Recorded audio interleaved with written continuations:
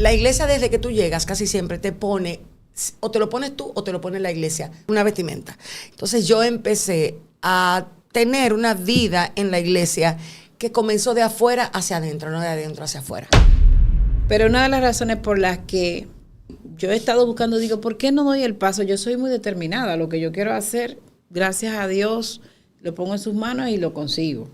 Pero no he dado el paso para lanzar mi libro. No se trata de contar una historia y ya. Ajá. Y poner una información en manos de otros. Es poder buscar el por qué y para qué ocurrieron cosas y hasta dónde me han traído. Pero sobre todo les voy a recomendar este. Pueden conseguirlo en Amazon o pueden a través de nuestras redes sociales contactar el DM, el mensaje, y va a llegar, o sea, una persona preguntándole hacia dónde usted quiere que dirijamos el libro y vamos a llevarlo.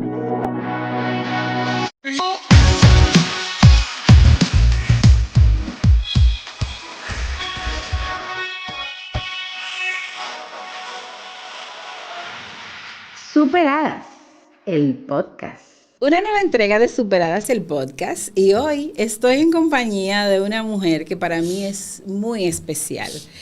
Ella, además de ser pastora y de tener una palabra poderosa siempre, a cuarta, como dicen los muchachos de ahora, es una mujer que cada vez que conversamos me llena de tranquilidad, me ilumina de muchas formas, y me acaba de entregar su libro, que habíamos conversado sobre él muchísimas veces, y es Transformada para Reinar. Además, por si fuera poco, somos consuegras, porque ella es la madre de mi querida niña, novia de mi hijo. Ella es la pastora Kenia Demir. Gran honor tenerla aquí en este escenario de Superadas, el podcast. Muchísimas bendiciones del Señor. Para mí es un gozo poder compartir con mi consuegra. Sí, consuegra. Con mi consuegra en esta mesa y con este título de fondo que tiene que ver con superar. Y yo creo que de eso se trata la vida de la mujer. De poder superar historias, superar sueños, superar impedimentos. La mujer es un batallón en ella misma, porque así Dios la hizo. O sea, Dios hizo a la mujer de esa forma, que pudiera echar para adelante, ser compañera, ser ayuda. Entonces, es un honor para mí poder compartir con una superada, porque sé de fondo que ese nombre te queda bien. Sí. Te queda bien, no es un nombre solamente que se te ocurrió, sino parece ser que es la historia de tu misma vida. Así que estoy aquí, sácame el jugo, como diríamos. De verdad que sí, cada conversación que hemos podido tener siempre ha sido muy valiosa para mí. Gracias. Porque yo siento que eres esa mujer a la que yo puedo llegar y expresarle en cualquier momento algo que me esté como aconteciendo y encontrar ese apoyo de una forma u otra, y sobre todo fundamentado en lo que es la palabra del Señor. Siempre. Para mí eso es tú sabes que la vida da muchas vueltas, y yo quisiera que todas las vueltas que me toque dar en la vida sea Dios permitiéndome a mí ser instrumento donde Jesús se pueda reflejar. O sea, la única referencia que yo quisiera dejar en la tierra es que Jesús es real. Y que todavía hay gente que puede dar a Jesús, no solamente a través de un micrófono, sino a través de su propia vida. Exacto. Así que me agrada escucharte, porque me hace saber como que, ok, Señor, vamos bien. Vamos bien. Vamos bien. Claro Señor. que sí. Sí, entonces, ¿cómo conozco a Kenia? Antes de preguntarle a la pastora Kenia, pero vamos hoy a dejar un poquito el título para que la gente pueda sentir el contacto más directo. Okidoki. Y fue muy gracioso, muy curioso, porque mi hijo entra a un nuevo colegio hace unos años y me dice, me gusta una muchachita, es bella. Y lo veo, en el WhatsApp, hijo, 2 pipiolitos, ¿eh? Señores, yo me estoy enterando ahora, no, ya saben, en este último podcast, de los años que tienen juntas. No, mentira, yo siempre he sabido. Y entonces sí, ellos tenían sus cositas que uno no se lo quería reconocer mucho para que no se... No, pero con ellos no, la realidad es que con ellos dos no se pudo. Con no pudimos. Entonces, cuando yo ya veo que la cosa como que se está poniendo fuerte, se está poniendo seria, digo, déjame ver quién es, cómo es. Y digo, ¿y quiénes son sus padres? Ah, mira, el señor Pedro Mir y la pastora Kenia de mí. Digo, ¡ay, qué compromiso tan grande, muchacho! ¿En qué lío tú me estás metiendo a mí? No, Francisco es amado por mi familia. Esa es la mejor manera de yo describir a un joven que se acercó a mi hija. Es que el cuidado que yo veía que Francisco le tenía a Angelina, y le tiene realmente, no es para la edad que él tiene. Entonces yo dije, es verdad que el protocolo, es verdad que lo común, es verdad que lo que debe ser en este caso no aplica. Y tuve que ir al único lugar a donde yo podía tener respuesta, a donde el Señor. Y ustedes saben lo que el Señor me dijo, nada. Tuve que lidiar como mamá con que mi hija desarrolló un afecto, un amor, un cuidado por Francisco, que entiendo que fue el Señor, porque nadie puede amar de esa manera si Dios no pone esos granitos de ahí en ese corazón. Así que ahí están todavía están juntos. Claro, están juntos. Y hoy en día mi hijo vive en Estados Unidos, pero esa relación está firme. Mira que yo le daba días, yo dije... ya de que se vaya. No, yo hice apuestas, yo conté, Señor. Bueno, todavía están ahí la gente. Vamos buscando el vestido.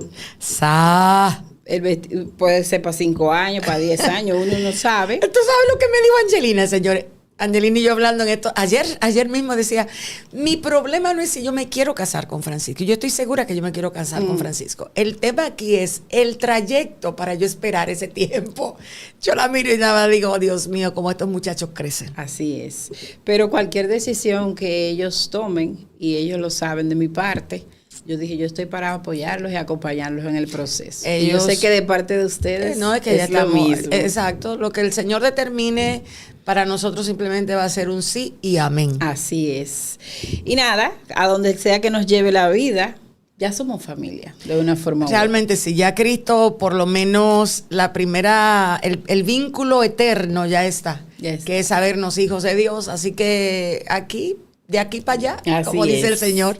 Así que, diciendo yo, oye, apellido Mir, entonces esto es del linaje del famoso poeta. Mi esposo es el nieto. Y yo estuve investigando, digo, pero mira, y el mismo nombre, Pedro Mir, escritor reconocido dominicano, hay un país en el mundo. En el mismo. Y yo, bueno, de alcurnia la niña. Y así fui investigando, porque uno quiere saber con quién se juntan los hijos de uno. Claro. Me imagino que ocurrió de allá para acá. Pero también encuentro que la madre pastora, y me dice, Angelina, ay, sí, mi mamá también trabaja en redes sociales. Cuando me pongo a ver, la empiezo a seguir especialmente en TikTok. Te dije ahora mismo que yo ni me sabía cómo va ese asunto. Para mí... TikTok es un lugar en donde, aunque usted no lo sepa, es una mujer muy famosa. ¿En serio? Y sobre todo que hay alguna controversia, porque hay gente que entiende que no, y hay otros que sí, porque la forma de llevar el evangelio que tiene es muy... Yo sé. Confrontadora. Yo creo que es la palabra le he rogado adecuada a Dios, yo le he pedido, yo le he rogado, yo le he ayunado, yo le he dicho, Señor, por favor, dame palabra de prosperidad, déjame bendecir no se me da, mi amor, la lengua se me traba. Yo creo que sí se da. O sea, la lengua se me traba. Es que cuando Dios me llamó al pastorado no, mi primer llamado no fue al pastorado. De hecho, te cuento que yo duré 6 años en la iglesia sin saber que yo tenía ni llamado ni nada. Era una iglesia de corte bautista. El 23 de febrero del 98 Jesús se me presenta. Amén. Y lo primero que pasa cuando Jesús se me presenta en visión, señores, no fue de que yo me lo imaginé, que yo lo vi en mi mente, no. En un salón de belleza. Un lunes a las 11:40 y pico de la mañana, Él se me presenta y Él me dice, yo descendí a hacerte saber que yo tengo una tierra de bendición para ti. Y empieza a mostrarme cosas. En ese momento no existía una pantalla plana. Yo pude ver lo que acontecía desde mis acciones en 3 pantallas planas. O sea, fue un trato de Dios conmigo muy particular. Ese año comenzó la transformación, porque yo tenía 7 vidas en la iglesia. Wow. O sea, los primeros 6 años para mí, yo era un gato. ¿Usted sabe las 7 vidas Las que tiene un 7 gato? vidas de un gato. ¿Cuáles eran esas específicamente? Tenía un tremendo problema con la gula, con la pornografía, con el estado del ánimo. Yo iba a la iglesia en las mañanas, los domingos, pero ya en la noche yo necesitaba otra vida para poder sostener la crisis emocional. A mí me abusaron a una edad muy temprana. Y yo tuve un aborto a una edad muy temprana. Yo tuve que lidiar con la culpa, con la vergüenza, con tantas cosas. Mi papá golpeaba a mi mamá. O sea, yo no tenía ningún tipo de posibilidad de hablar de Dios, de tener relación con Dios y de estar haciendo nada correcto ni adecuado. Por eso el nombre creo que me va. Claro que sí. Aquí todas las que se sientan ahí le va muy bien el nombre. Entonces, empezar a conocer a Jesús en una iglesia donde la iglesia, desde que tú llegas, casi siempre te pone, o te lo pones tú o te lo pone la iglesia, una vestimenta. Y tú empiezas a decir, sin querer, las palabras adecuadas. Te empiezas a comportar como ves. El sistema de aprendizaje rápidamente se activa. Empiezas a copiar modelos que vienen de afuera, pero no empiezan desde adentro. Entonces yo empecé a tener una vida en la iglesia que comenzó de afuera hacia adentro, no de adentro hacia afuera. Okay. A los 6 años, pues yo caigo en una depresión porque al encontrarme con lo que el reino de Dios es y lo que yo vivía, esa vida que yo tenía detrás de bastidores, aunque iba a la iglesia, esos niveles de ansiedad, esos niveles de gula, esos explotes, esa impaciencia, ese pasado ahí atrás cargado que no sabía qué hacer con él y que trataba de manejarlo, pero él me manejaba a mí muchísimas veces.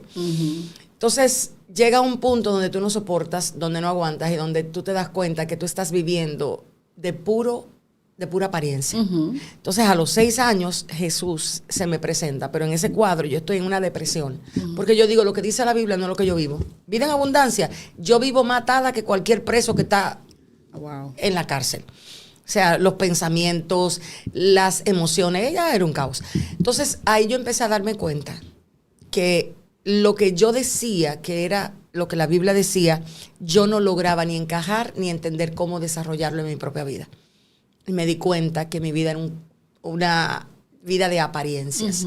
Entonces, a los 6 años, casi 7, es ahí donde Jesús se me presenta, una depresión espiritual. O sea, una depresión que yo le llamé en ese momento una depresión espiritual porque tú no encuentras que lo que tú creías que era es. Y después de tú tratar de cargar la carreta, tú dices, ay, pues esto no sirve. Entonces yo dije, mira, yo para el mundo no puedo ir. Porque ahí no hay nada para mí. O sea, yo había tratado con los prillés, yo había hecho de todo. ¿Cómo vas? No lo hubiera imaginado. Viste, cariño. Yo me conocía a los mejores prillés de San Pedro de Macorís. De hecho, yo una vez viví una experiencia súper interesantísima. Me llevaron a donde un brujo y el brujo me sacó. Wow. ¿Y por qué? El brujo me sacó. El brujo dijo, Petit, tenés luz. Sácala de aquí que no deja que nada, yo no pueda ver nada. Y yo no sabía nada. Lo cegó la luz. Para que sepas, eso fue en un campo de Mitchell. ¿Qué edad más o menos tenía en ese tiempo? 14, 15 años me parece. Saca Piti de aquí, saca Piti, lejos. Ella no, ella aquí no. Es que el diablo siempre va a saber ver lo que uno no puede ver. ¿Con quién no? ¿Con quién sí? Exactamente. Había una luz que le llevó a quitarse. ¿Qué la llevó a ese tipo de vidas? O sea, a mí me llevaban. A mí me llevaban. ¿Quiénes mi mamá tenía un grupo de amigas en eso? En ese momento mi mamá tenía un grupo de amigas que andaban todos los... Mami, perdón. Sorry. Cuando ella vea este podcast se va a echar a reír. Mi mamá, señores, andaba a todos los pueblos tratando de buscar la luz en ese momento, que gracias a Dios encontró en Jesús. Y me llevaban porque no me iban a dejar a mí. Ellos eran 3. 2 amigos, 2 esposos y mami. Ellos andaban el país entero. Y imagínate tú, a mí no me van a dejar. Me llevaban y yo oía, yo andaba oyendo. Pero también a veces, o sea, yo jugaba voleibol, yo tenía una vida bastante activa en cuanto a lo deportivo en la edad del colegio. Y mami, tratando de evitar que yo estuviera en ciertos escenarios, pues me llevaba con ella y yo me iba. También tenía un primo que era hechicero en ese momento. O sea, yo me crié en lo que la hechicería es realmente. Yo sé lo que es lidiar con endemoniados porque conozco lo que es realmente el mundo espiritual. Wow. O sea, no es que me lo contaron, es que yo lo veía, yo lo viví y ahora gracias a Jesús puedo tener una percepción, pienso que muy clara, de lo que es el poder de las tinieblas. Y así crecí, pero fíjate cómo la mano de Dios me protegía. Claro. Y yo no lo sabía. A veces durmiendo, cuando iba a dormir, yo recuerdo que pequeña, yo sentía que la cama se movía. Yo tenía experiencias bastante raras, pero Dios me preservó hasta el día de hoy. Entonces, ¿qué te puedo decir? Ya a los 6 años de vivir en el Evangelio y no ver el resultado que el Evangelio está supuesto a dar, que es vida y vida en abundancia. O sea, Jesús no llamó a nadie a aliviarlo. Jesús llamó a la gente a transformarlo, a encontrar vida, a encontrar gozo, a encontrar fortaleza, a encontrar destreza, persistencia, a recuperarse, a aprender a no estar afanado por nada, a aprender a estar en escasez, a aprender a vivir en abundancia. O sea, la vida de Cristo es una vida constante, es una vida activa, es una vida de aprendizaje. Y a los 6 años yo me di cuenta que yo no conocía al Jesús de la Biblia, sino al que me presentaban, que no tenía muchas veces nada que ver con el de la Biblia. ¿Se podría estar dando ese caso con muchos feligreses? Yo pienso que sí. Yo pienso que estamos en una era de tanta información y la gente confunde información con revelación. Yo tengo una frase mía que es: a falta de poder invento. Si yo te presento a ti un becerro y te digo esa es la gloria de Dios, pero tú no conoces la gloria, tú te vas a creer que el becerro es la gloria. Eso fue lo que le pasó a Aarón en aquel lugar, donde el mismo Aarón le dijo al pueblo: denme oro, denme plata, denme todo eso, que yo le voy a hacer a ustedes un becerrito y lo voy a poner a ustedes a hacer fiesta. Ustedes quieren esto, es lo que yo le voy a hacer. Y le hace un becerro de oro. ¿Y sabe lo que dijo? Ahí está, el que lo sacó de la esclavitud. Ahí está Jehová. O sea, un sacerdote le puso el nombre de Jehová a un becerro. Eso está pasando hoy día. Muchas personas están en la iglesia por razones equivocadas. La razón correcta de estar en la iglesia es conocer a Jesús. No que Jesús les resuelva su problema. Así es. Y no es que Jesús no te lo va a resolver, pero tienes que tener claro los principios. ¿Cuáles son los fundamentos de acercarnos a Él? ¿Para qué yo me acerco a Jesús? ¿Para usar a Jesús o para conocer a Jesús? Como el mago de la lámpara mágica a la que lo afrotamos, le pedimos 3 deseos y nos los cumple. Yo siempre he dicho eso, digo, no es un intercambio en donde tú vas a la iglesia y le pides y le adoras al Señor y Él te va a cumplir todo lo que tú le pidas. No se trata de eso. De hecho, el acercarse a Cristo tiene que ser una obra de arrepentimiento. O sea, usted si están mirándonos y ha recibido a Cristo y tiene a Cristo en su corazón, o usted lo invitaron a la iglesia y usted sintió que una canción le movió hasta la uña pequeñita del dedo gordo del dedo del pie, y usted siente que se acercó. Pero si usted no tiene convicción de pecado y usted no tuvo ese asunto, devuélvase. Y dígale a Dios: Señor, yo necesito convicción de pecado. Porque la razón por la que Cristo nos salva es porque nuestra mente en la caída quedó incapacitada de conocer y relacionarse con Dios.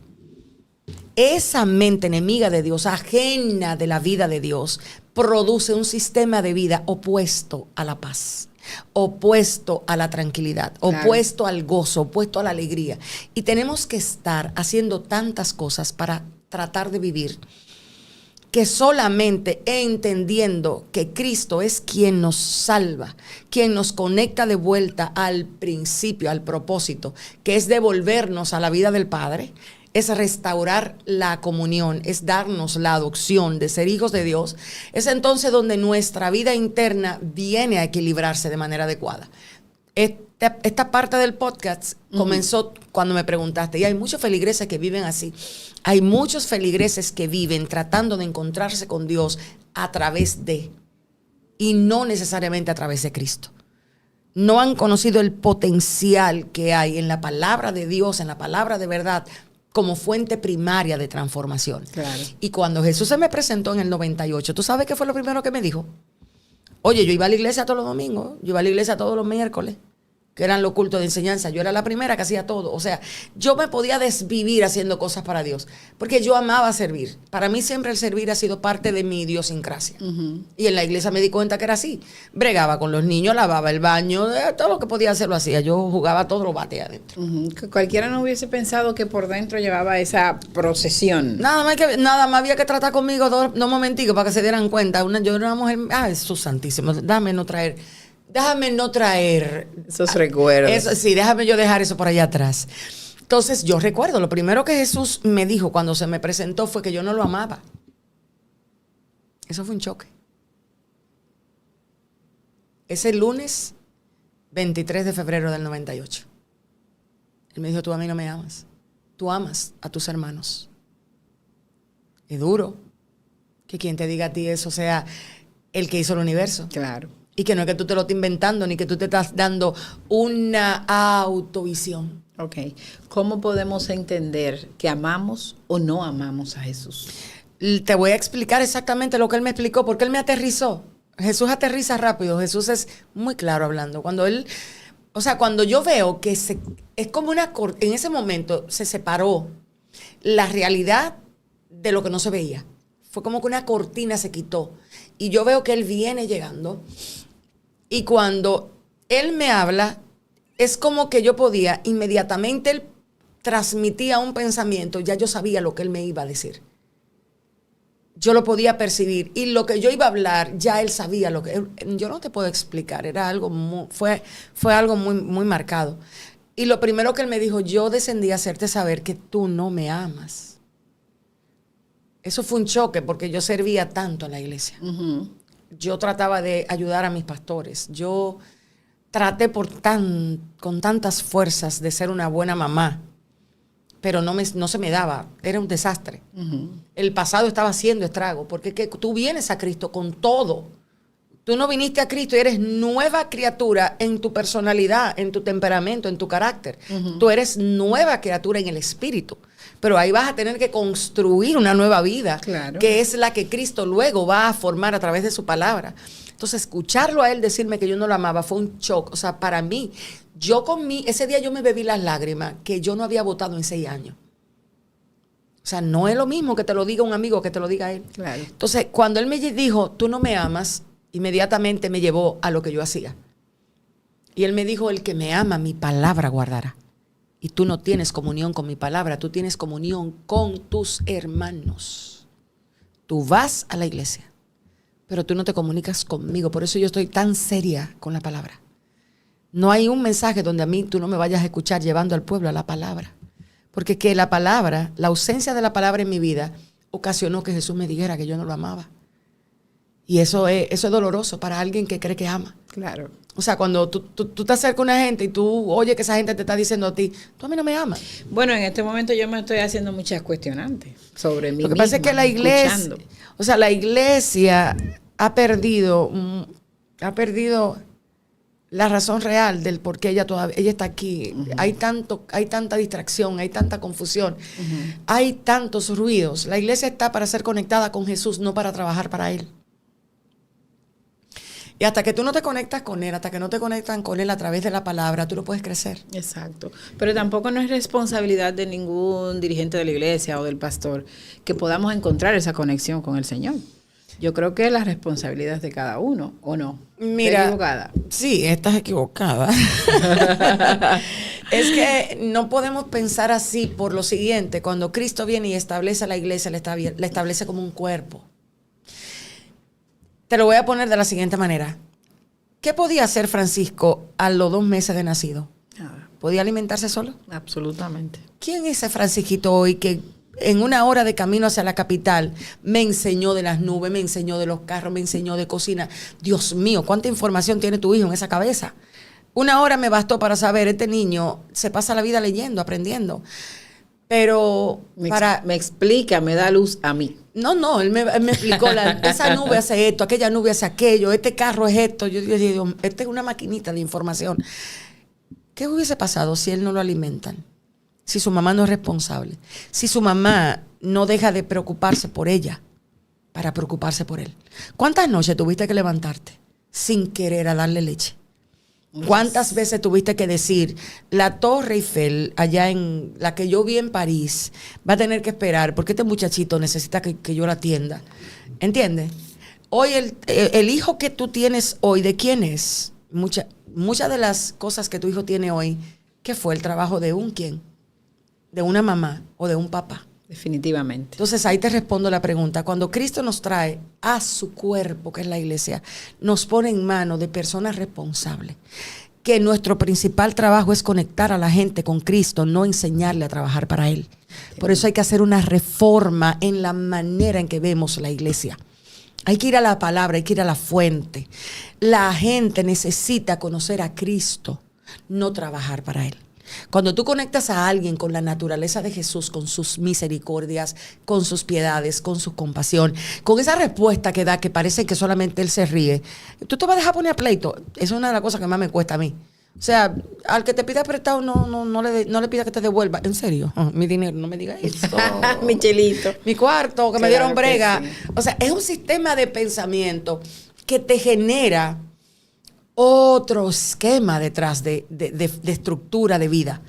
Te genera una confianza absoluta. O sea, tú te llegas a darte cuenta o te llegas a ver a alguien que pierdes la capacidad de tener miedo. Uh-huh. A medida que vas conociendo a Cristo, le vas dando el verdadero tamaño al enemigo y te das cuenta que cuando tú estás en la mano de Dios, ningún enemigo tiene ningún No poder para hacer tiene nada poder, contigo. claro que no. Entonces se le cae el teatro a muchísima gente de que el diablo, el enemigo, O sea, se te cae.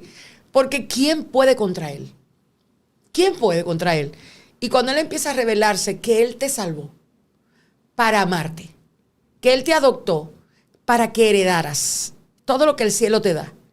Cuando él te desconecta de la tierra, tú vives en la tierra sin pertenecer a este lugar. Entonces, dime qué atadura te va a volver loco. ¿Qué necesidad de comprar casa te vuelve loco? Y no es que no la compras, es que la gestionas emocionalmente y a nivel de fe de la manera correcta y adecuada. Claro. Eso no es lo mismo ni es igual. Exacto. Entonces, la mayoría de gente ha perdido tanto tiempo corriendo detrás de fórmulas cuando ha dejado la palabra. Y en mi demonio me lo sacó la Biblia. O sea, tú no te vas a encontrar en este librito que está aquí, mira. Tú lo puedes ojear, ábrelo. Es autobiográfico.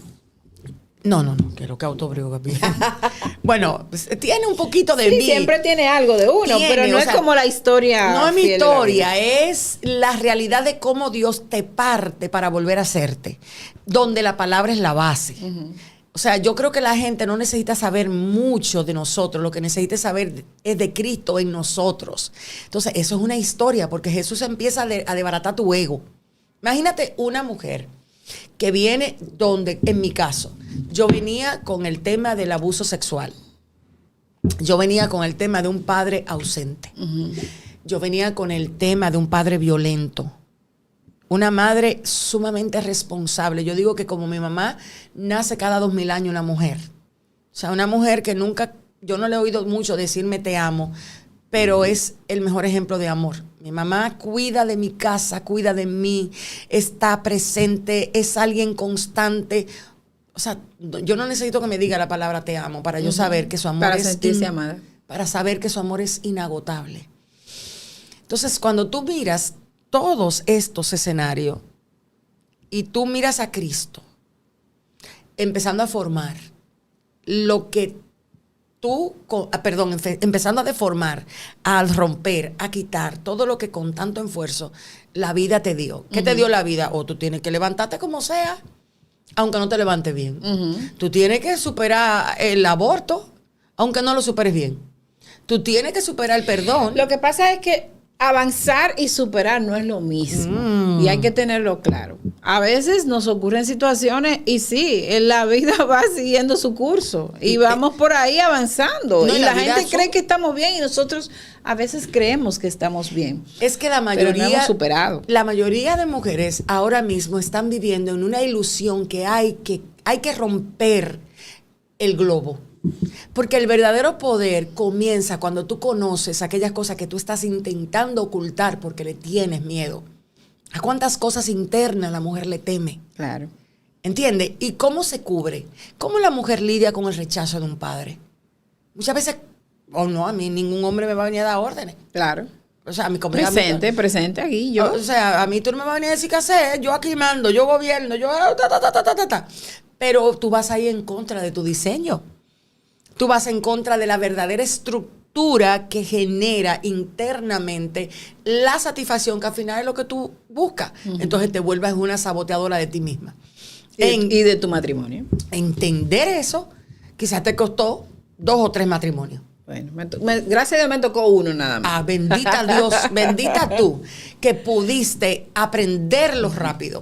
Pero yo conozco mujeres que le tomó 3, 4 hombres aceptar cómo es el diseño de Dios, entender que empoderamiento no es tener una autoridad sobre tu cabeza.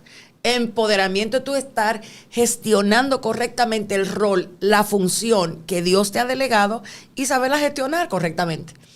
Entonces, aprender eso, ahí hablo de cómo Dios tuvo que tratar con mi perfección, cómo Dios tuvo que tratar con la idea mía de que el otro era el que tenía la culpa de todo lo que yo había vivido. Así es. Hay un capítulo que se llama El culpable favorito en ese libro. Mira, que hay mucha gente que dice, yo nada más llego hasta el 4. Tengo que durar 2 meses lidiando con eso, porque qué fuerte. Es fuerte, Heidi, entender que nadie tiene la culpa de cómo tú reaccionas. Así es. Que tú eres la responsable de que tú te enojas. Eres tú. Como la reflexión esa de si te empujan y se te derrama el café, porque se te derramó el café.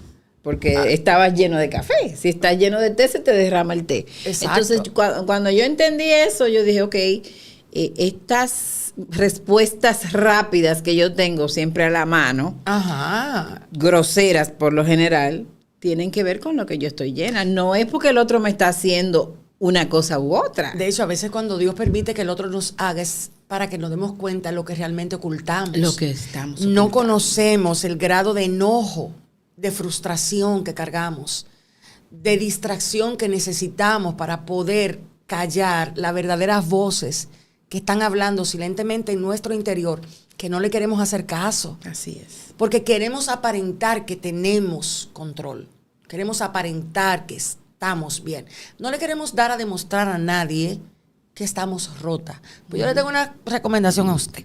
Mire, mientras más rápido se dé cuenta que está rota, mejor Dios la va a arreglar. Más rápido nos reparamos. ¿Entiendes? Y después entonces tú puedes hablar de verdad, con coherencia, lo que la gente va a necesitar escuchar, Así que tú es. has vivido. Entonces, yo en ese libro hay bastantes... Este libro me viene como anillo al dedo porque empezamos antes de encender las cámaras hablando de que yo tengo un libro listo.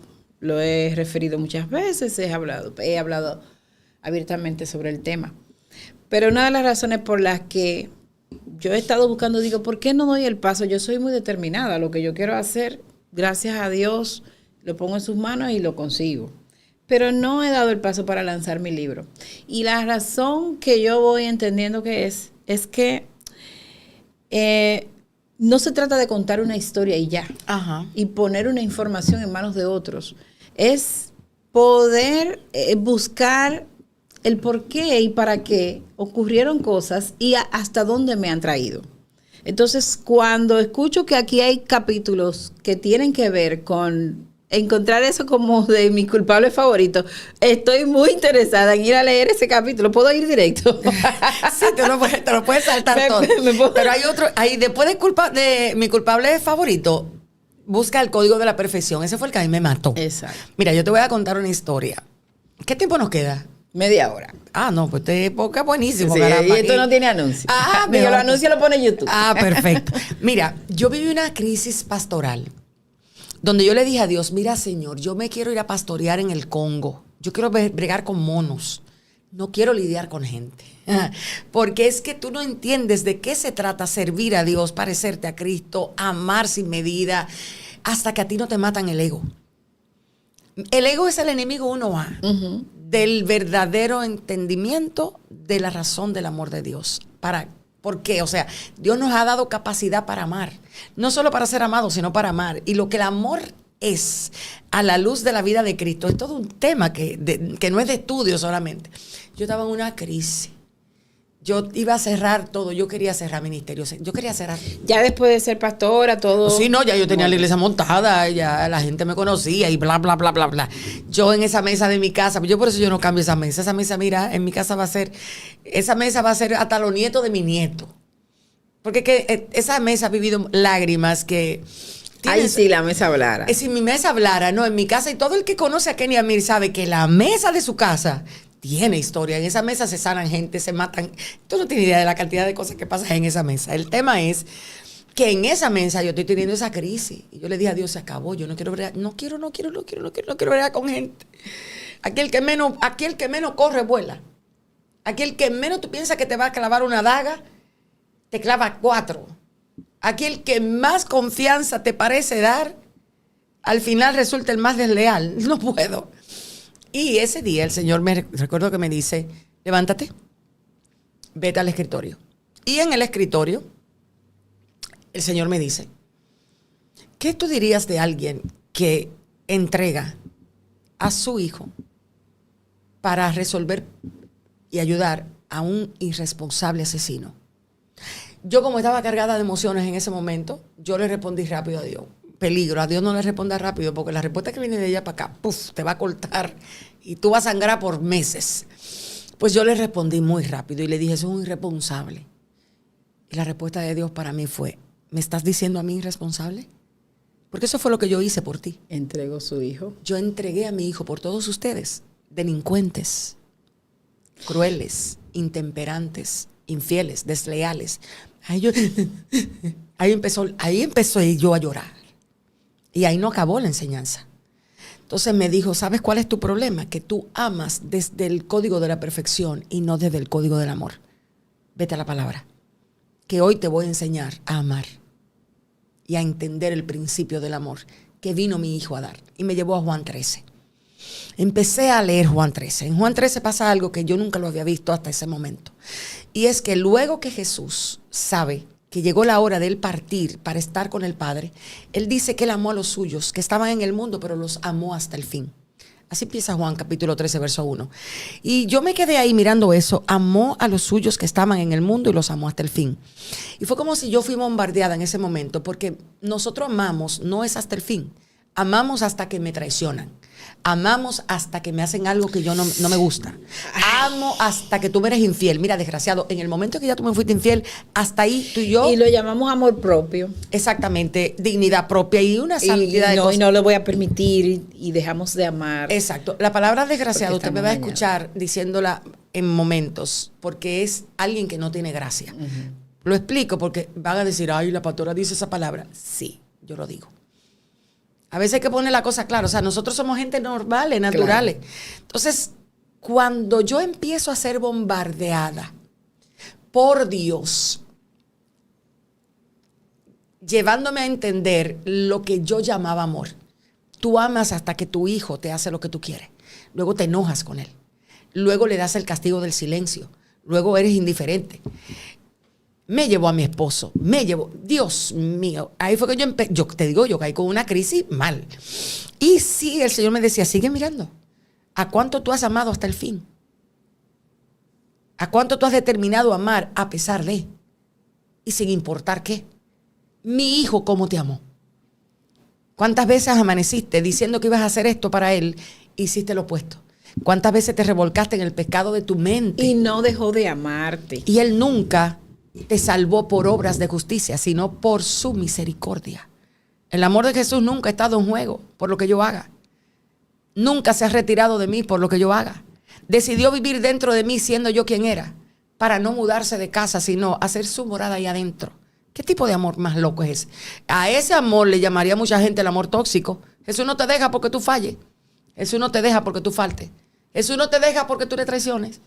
Jesús va contigo a la discoteca a veces, hasta que tú tienes convicción de dónde Él quiere que esté. Jesús entra contigo a través de su espíritu a donde tú no entrarías. Entonces, ahí mi mente fue como que hiciera buf. Y ahí entonces Dios viene y me habla. Me dice, es que tú amas a través de la perfección.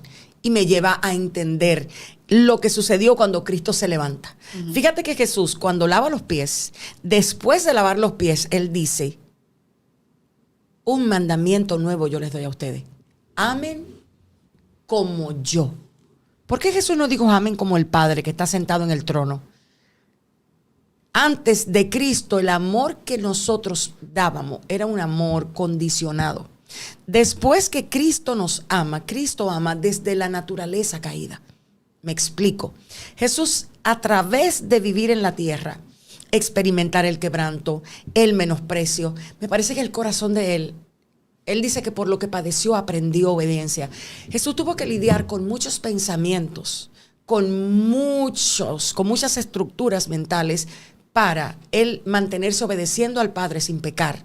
Él tuvo que lidiar con la traición, él tuvo que lidiar con la ofensa, él tuvo que lidiar con el rechazo. La Biblia dice que le volteaban la cara.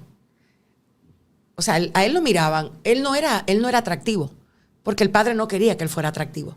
Ese hombre bonito que nosotros vemos por ahí, no, Jesús no tenía atractivo alguno para que él fuera deseado de manera correcta. O sea, cuando tú miras a Jesús, era un hombre común y corriente, que se acercaba a la gente pecadora, que hablaba con la gente pecadora, que se exponía a la vulnerabilidad del pecador, al robo. Mira, Judas le dio, y muchas veces la gente habla de que Judas, pero Jesús amaba a Judas. De esos cuentos de que Jesús, Jesús amaba a Judas de verdad. Y le dio la canasta del dinero, dándole la oportunidad de que él pecara en contra de Jesús y que los otros no lo supieran. ¿Tú entiendes eso? O sea, Jesús estaba cubriendo la debilidad de Judas al darle la propia cartera de dinero para que nadie supiera. Exacto. O sea, ¿qué tipo de amor más loco? Jesús no basaba su amor en el ego, en el yo. Entonces mi pregunta aquí es, ¿qué debemos hacer con esas personas que nos traicionan como Judas, que nos maltratan de alguna manera u otra? ¿Qué tipo de amor debemos darles? Si el amor nuestro no debe ser condicionado, porque no amamos hasta que me haces algo, te dejo de amar. Entonces, ¿cuál es la forma correcta de amar de acuerdo a cómo Jesús ha amado? Nosotros como seres humanos, ¿cómo debemos actuar? Fíjate, voy ahora a lo que el Señor me enseñó. Cuando yo empecé a analizar lo que era el código de la perfección, yo dije, cierto, cuando yo me relaciono con alguien, aunque yo no le diga, yo espero lealtad, yo espero fidelidad, yo espero respetabilidad, yo espero honra. El pacto matrimonial espera fidelidad y es el pacto realmente de lo que debe ser un matrimonio. Pero lo que debe ser no debe ser más grande que lo que realmente es. Y entender el gran debacle de la caída, de lo que es ser humano. Entender eso, o sea, tú quedaste desprovisto del bien. No es que tú puedas hacer el bien, no, es que tú no puedes. Es que el corazón del ser humano en el Edén quedó imposibilitado. Génesis 6:5 dice que el corazón del hombre se inclina solamente al mal. Entonces, cuando tú empiezas a entender la perfección, tú no te relacionas con las personas que amas a través de la perfección, sino a través del código del amor. No es lo mismo amar a tu hijo que amar a alguien que tú no tienes relación de familia con él. O sea, hay diferentes tipos de amor. Claro. Y necesitamos ser coherentes con esto. Hay personas de las que tú no te vas a desprender nunca, porque son parte de ti. Claro que sí. Hay otros que, aunque quieras, no necesariamente está en tu control mantenerte unida a esa persona. Exacto. Y no lo puedes evitar. Pero a tus hijos, a tu esposo, a ese que tú has hecho el pacto, esa sinergia, esa dinámica que se da, donde a veces hay infidelidad que perdonar. No es lo ideal, no es lo que uno quiere, pero a veces se da. ¿Cómo vamos a lidiar con eso? Como Jesús lo haría. Entonces, si estás llena e investida del amor de Dios, lo vas a poder hacer. Lo podemos lograr. ¿Entiendes? Entonces, no es amar de idea, es amar como Jesús amó. Por eso te decía, mientras más conoces a Jesús, más estás impregnada de Él. Este mundo no necesita mucha gente que teorice de Jesús. Esta gente necesita gente que ame como ese hombre amó. Es verdad. ¿Entiendes? Entonces, cuando tú empiezas a mirar a Jesús de la forma correcta, tu yo se ubica donde es. Tu yo no empieza a querer la respetabilidad, la fidelidad para sentirse importante. Tu yo recibe una transición en el pensamiento y empiezas a ver al otro desde la naturaleza caída y te vuelves un intercesor constante por aquel que tú te das cuenta que necesita tu amor. O sea, hay gente, yo he escuchado historias de infidelidad, de que yo me quedo fría, Porque hay personas que han sido infiel, no porque aman a la persona con la que han estado, sino por un deseo desenfrenado momentáneo. Y yo lo he visto llorar y dice, ¿cómo fue que yo caí en esto? Porque no saben lidiar con la dopamina. Exacto. No saben lidiar con la empicada de una pasión, de una pornografía. O sea, son cosas fuertes. De un momento, de una mala decisión tomada. Mala decisión, un mal compañerismo, un momento. O sea, a veces tú saliste con alguien que tú no imaginabas que te iba a meter en una situación. O sea, hay situaciones que se han dado. Pero un hijo de Dios está revestido de Jesús. Para un hijo de Dios, y yo no abogo por la infidelidad, no me malinterprete. Yo no abogo por la deslealtad. No. Pero yo sé que puede pasar. ¿Y cuál es la actitud correcta? El amor. Claro. El amor es la respuesta. Es cuando dice el amor lo puede todo. Aprender a amar. O sea, ¿por qué tú crees que Pablo, en un escrito tan importante como la carta a los Corintios, es que desconocemos, Heidi, el poder de Jesús? O sea, que es descomunal. O sea, Jesús es una cosa, o sea, es descomunal. Quien está sentado dentro de ti, porque es que Él vive dentro de ti, Él no tiene impedimento. Así es. O sea, tú sabes lo que está en la cruz, al lado de dos delincuentes, y Él quedarse en el mismo sitio y decir, Padre, perdónalo. Ellos no saben lo que hacen. ¿Tú te crees que eso es juego? Esa es la realidad del amor de Jesús. Ese es amor. Entonces, ese es el amor que yo quisiera en la tierra aprender a vivir. Y hay algunas gentecitas, como dice una amiga que yo amo muchísimo, que cuando escuche esto se va a reír muchísimo con esta palabra, que realmente te enseñan a amar, oíste, son gente que te la manda Dios. Yo solía decir, yo quiero amar al prójimo, pero el prójimo no coopera. Tú sabes que Entonces, la iglesia... Ese prójimo lo que está enseñándote. Mira, yo quiero que sepas algo. Cuando conoces de qué se trata tu vida en la tierra, de qué se tratan tus coronas, no te creas que tú vas a estar mucho tiempo aquí. Lo más que tú vas a durar aquí son 100 años, como mucho. Un día vas a atravesar la eternidad. Ahí va a tener sentido las veces que bajaste la cabeza y no respondiste como querías. Las veces que le diste misericordia a alguien cuando no la merecía, porque eso es misericordia. Claro. Misericordia es darle al otro lo que no merece. Cuando decidiste hacer silencio, no porque la persona merecía que tu boca se callara, porque lo que merecía era que tú le dijeras sus 50 verdades, sino cuando te callaste para honrar a Dios, para honrar su verdad. Cuando decidiste extender la vara del amor a alguien que merecía la correa de la indiferencia. Ahí es que tú te vas a dar cuenta. Allá arriba, cuando el Padre te llame y te diga, te pareciste a mi hijo, oye, valió la pena. Porque todo lo que el diablo busca en la tierra es encontrar corazones que se resisten a parecerse a Jesús. El diablo le ha hecho creer a la gente que el dolor del alma es más fuerte que el amor de Jesús. Le tengo noticia, no es así. Claro no hay nada más fuerte que el amor de Jesús. Jesús. Así es. Gloria a Dios, me encanta escucharla. Hay algunos temas, porque este podcast ha sido más como esta conversación que siempre hemos tenido nosotras, sí, eso y la he dejado fluir, pero siempre que traigo a alguna invitada, la gente le gusta saber también algunos tópicos que yo suelo tocar. Y hablábamos de la pareja, el acompañamiento que ha tenido, ese pacto que en algún momento no sabemos honrar, precisamente porque no sabemos amar correctamente, pero que yo entiendo que se ha ido fortaleciendo con los años y al escucharla hablar.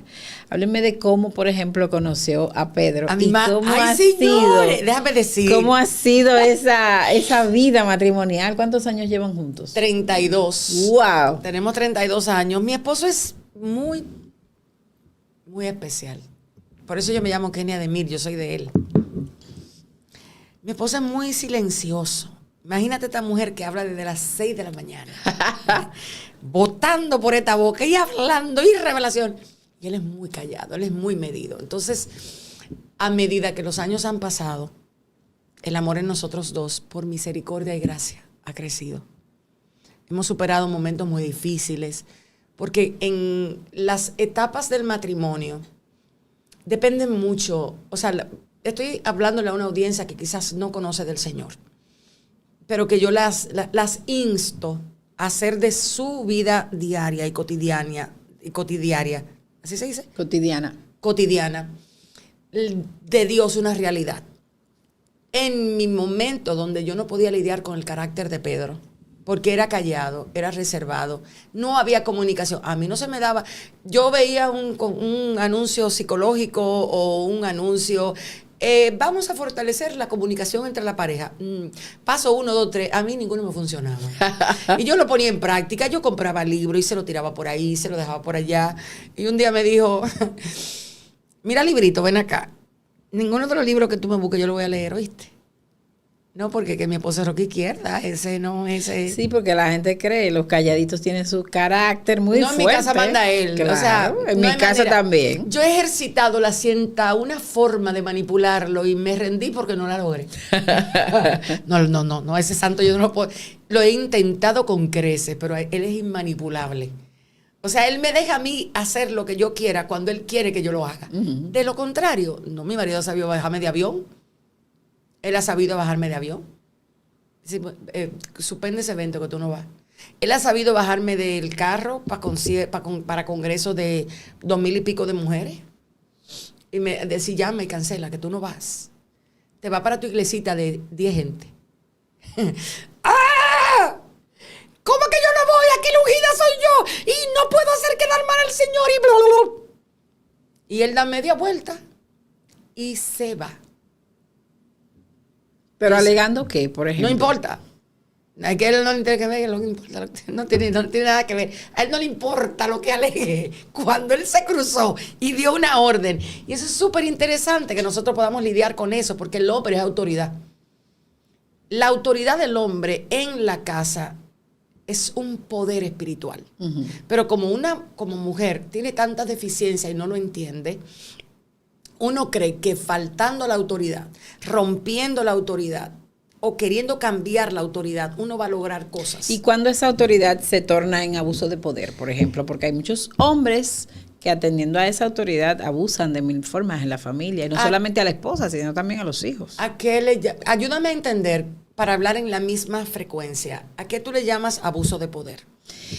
Hay situaciones que nos parecen justas y otras que no. Ok. De mil formas. Yo tengo por ejemplo, una anécdota rápida, que en mi casa se pedía siempre la bendición, sí, papi, sí, mami.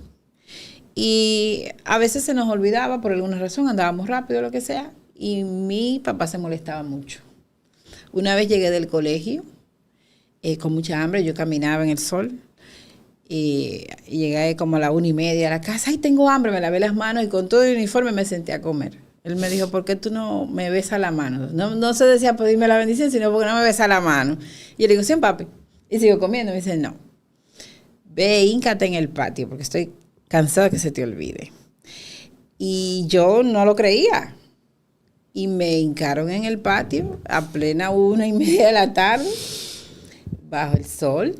Y cuando mi mamá salió de la habitación y encontró la situación, ella defendió eso.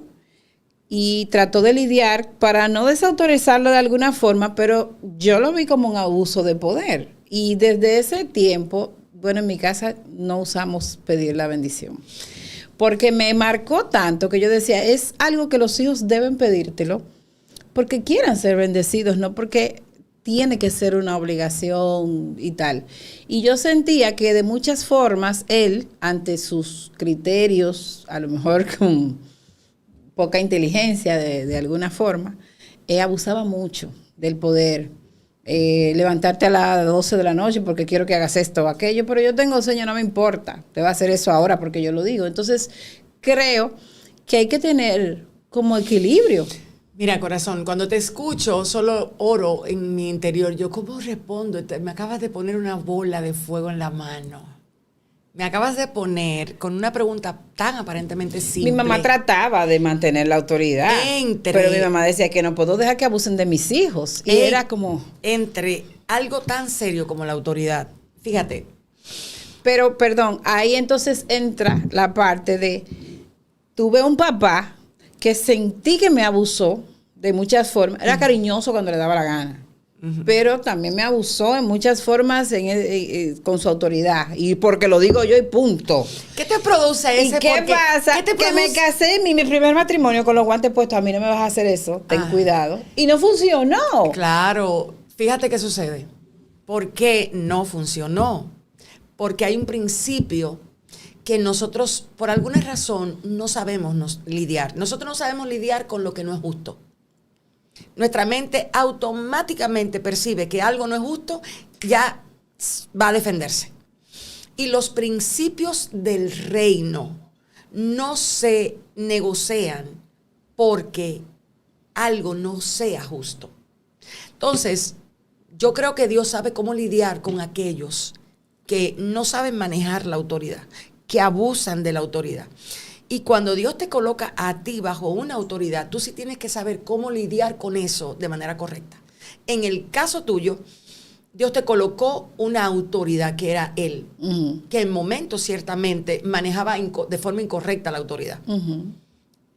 Le llamas abuso, a lo largo de los años yo he entendido. ¿Qué has entendido? De dónde Él viene.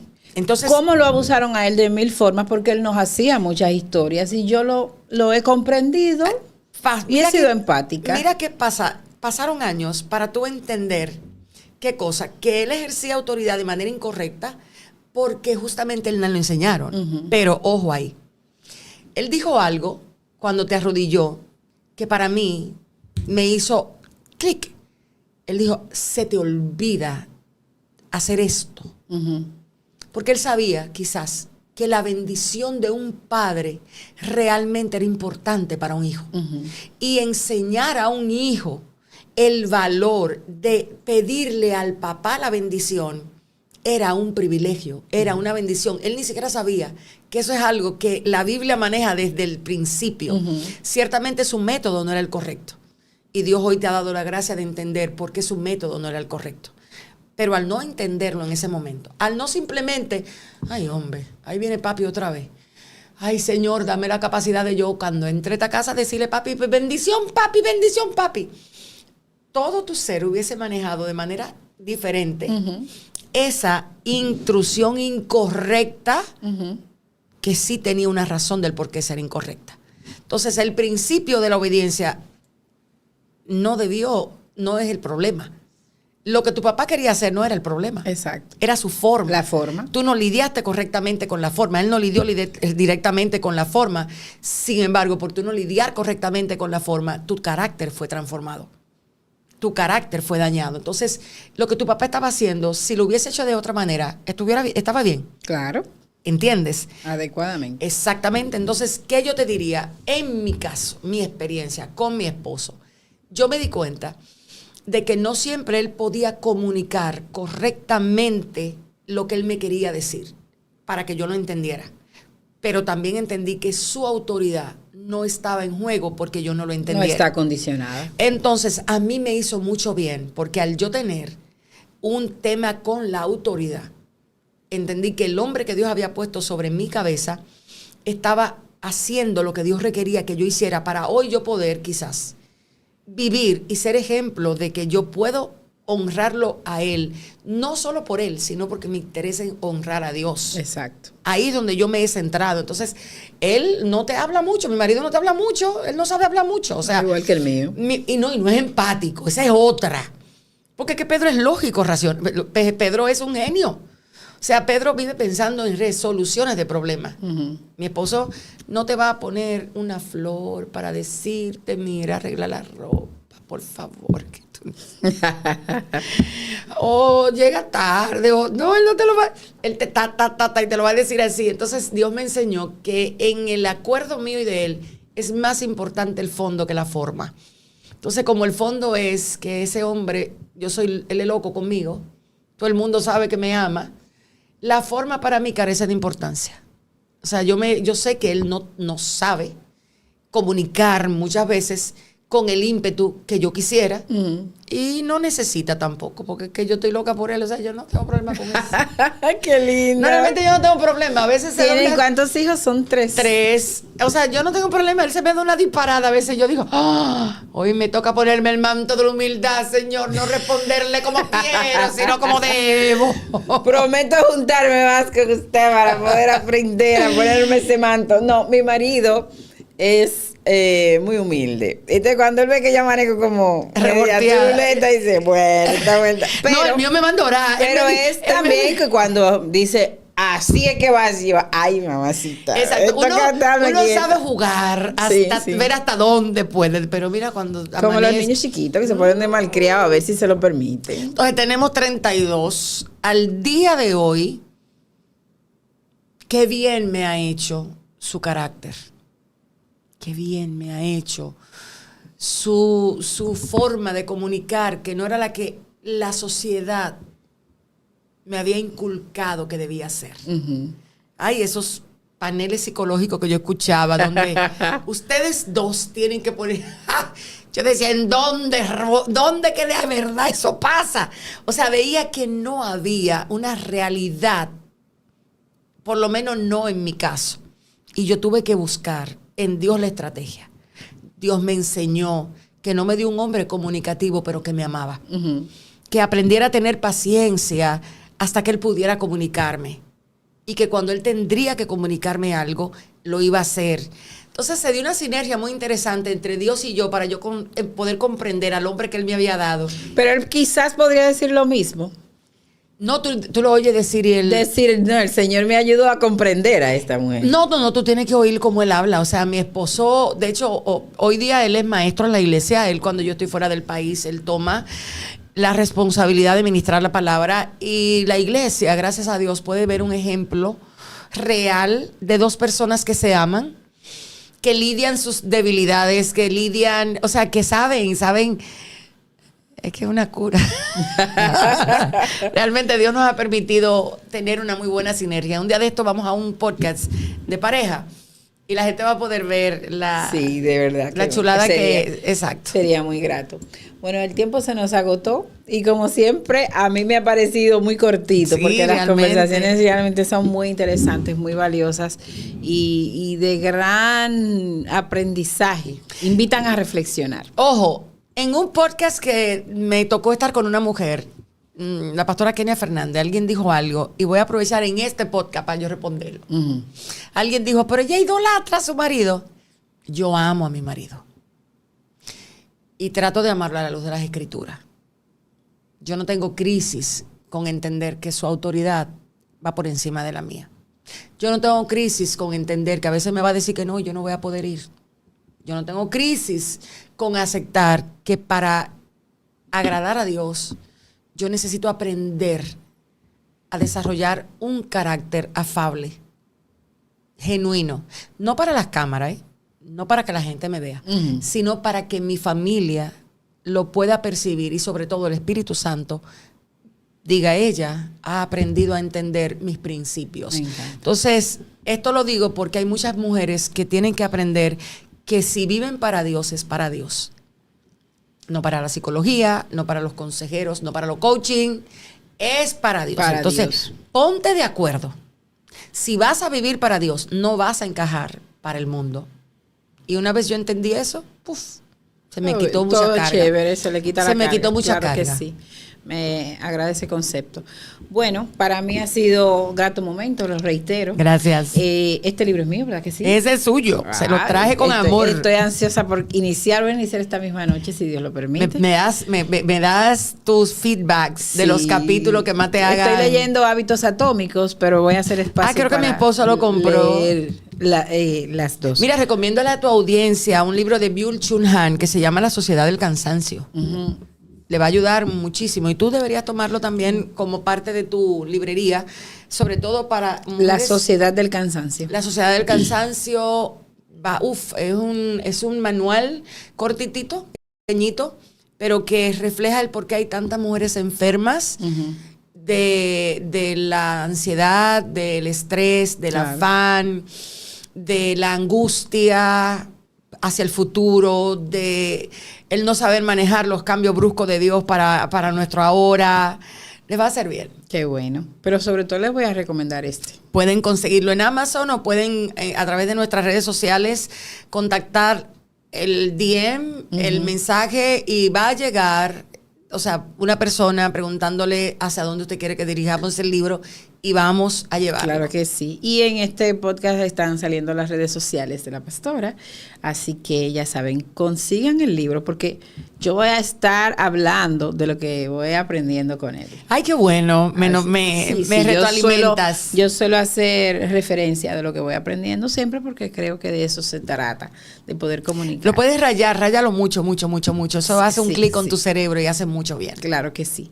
Así que gracias por este momento, por todo y nada, que la vida y el Señor nos puedan permitir seguir siendo consuegras. Ay, sí. Que se puedan fortalecer esos lazos entre esos muchachos, porque ciertamente uno tiene miedo de entregar a sus hijos a familias que puedan causar estragos, ¿verdad? Uno quiere saber cómo, hacia dónde van estos muchachos, y cuando uno ve de dónde viene la pareja que ha escogido el hijo o la hija, uno se siente tranquilo cuando uno ve que son gente de bien. Dios me permitió andar con tu hijo 1 hora hacia Santo Domingo y en ese momento yo dije, Señor, yo no sé si esa es la que tú tienes, pero me encantaría que fuera. Bueno, yo igual, esa es mi niña. Así que no sé si mi hijo va a tener otra novia o una esposa en el futuro, pero la va a tener difícil porque ya yo estoy enamorada de mi niña. Ya yo escogí mi nuera. Ay, padre de ¡Qué mi lío! No, Bueno. hay que ver cómo se desarrolla esto. Con Dios. Dios bendiga a los que nos escuchan. Amén. Gracias a todos por la sintonía.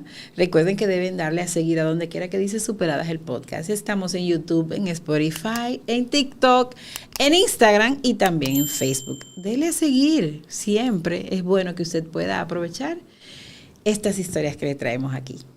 Gracias, Kenia. Un honor y Dios guarde sus vidas.